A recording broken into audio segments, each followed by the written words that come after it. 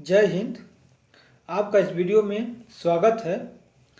और आफताब और श्रद्धा की जो कहानी थी ये तो नवंबर में ही घट चुकी थी, लेकिन आने वाले दिनों में रोज़ न रोज़ नए नए खुलासे सामने देखने को मिल रहे हैं।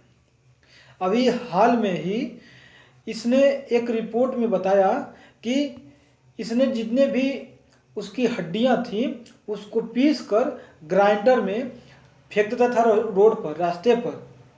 और साथियों, ऐसा निर्मम व्यक्ति था आफताब जो था, उसके चेहरे को जो है ना कोई पहचान ना पाए इसलिए उसे आग में जला दिया था, भून दिया था, चेहरे को एकदम मतलब कि काला कर दिया था।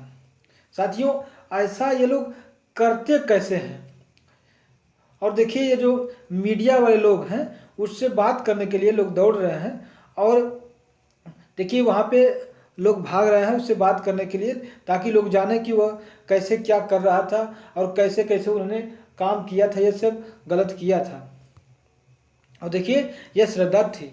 और साथियों, आप जानते ही हैं कि यह जो है नवंबर में घटना थी, और इस श्रद्धा को 35 टुकड़ों में आफताब ने काट काट के इसे फ्रीज में रख दिया था, और उसके बाद उसे पॉलीथीन बैग में ले जाकर एक एक टुकड़ा मेहरौली के जंगलों में ले जाकर फेंका करता था।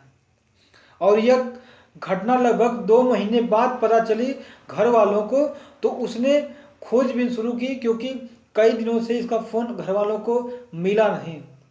क्योंकि आफताब जो है और श्रद्धा लिविंग रिलेशन में थे, और यह शादी नहीं किए थे, और इसके श्रद्धा के घर वाले बिल्कुल नहीं चाहते थे उसके साथ शादी करना, लेकिन वे जो है ज़बरदस्ती आफताब के यहाँ जा कर के रहने लगी थी।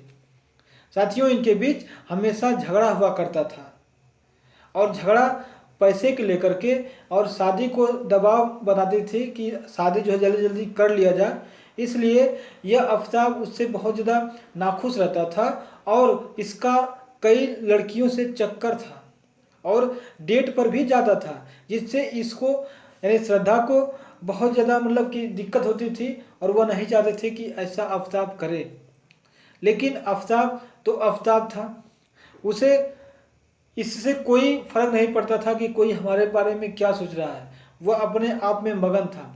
और एक दिन ऐसे ही रात को अच्छा से झगड़ा हो गया, ज़्यादा झगड़ा हो गया, जिससे आफताब को गुस्सा आ गया। बताया उसने ही अपने रिपोर्ट में कि मुझे गुस्सा आ गया, इसलिए मैंने उसके छाती पर चढ़ करके उसका गला दबा दिया।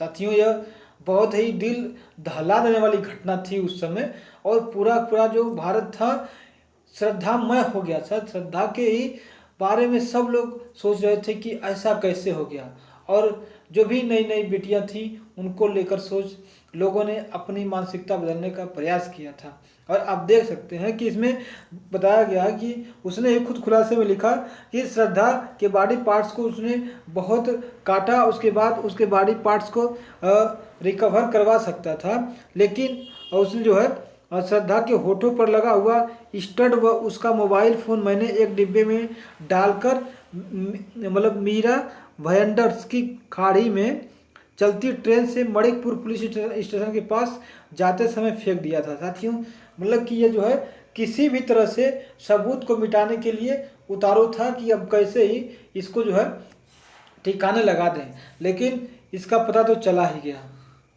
और अभी लगातार आने वाले दिनों में खुलासे पर खुलासे किए जा रहे हैं, और इस न्यूज़ को देख सकते हैं कई मीडिया चैनलों ने भी इसे कवर किया हुआ है। आप जनसत्ता का देख सकते हैं, एनडीटीवी का, जागरण का भी, जो श्रद्धा की हड्डियों को ग्राइंडर में पीस कर सड़क पर फेंक दिया था। और आफताब के कबूलनामे में चौंकाने वाले खुलासे एक एक करके देखने को मिल रहे हैं।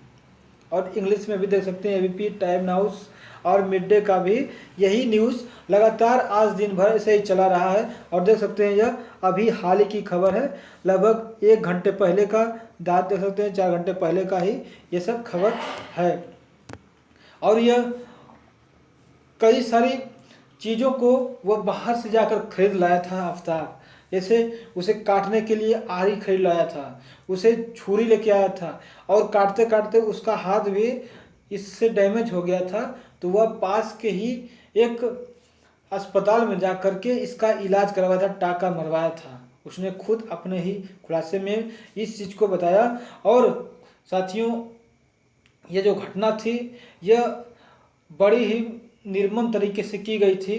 और आफ्ताब जो है, इससे उसको कोई भी फर्क नहीं पड़ रहा है कि हमने इतनी बड़ी हत्या की थी। और उसे बिल्कुल अनजान है, वह तो हंस रहा था जब उसे पकड़ा गया था।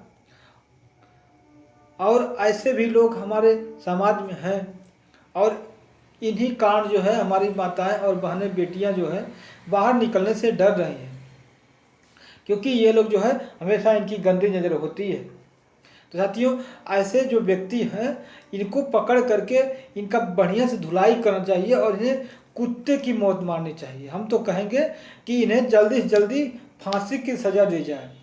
ये व्यक्ति जीने के लायक नहीं है।